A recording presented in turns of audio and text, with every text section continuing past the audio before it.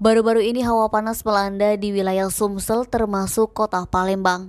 Pantauan Badan Meteorologi, Klimatologi, dan Geofisika SMB 2 Palembang dikarenakan beberapa faktor dinamika atmosfer yang berpengaruh terhadap suplai uap air. Wilayah Sumsel memang kurang mendukung pertumbuhan awan hujan sehingga secara umum cuaca berawan.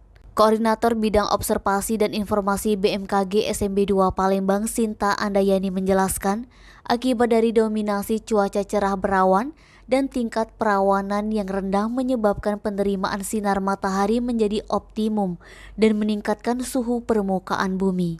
Karena itu merasakan panas dan terik di siang hari. Saat ini Sumsel menjelang memasuki awal musim kemarau yang memang pertumbuhan awan hujan sudah mulai berkurang. Pengamatan suhu udara maksimum di Bandara SMB 2 Palembang pada Selasa 10 Mei tercatat 33,3 derajat Celcius.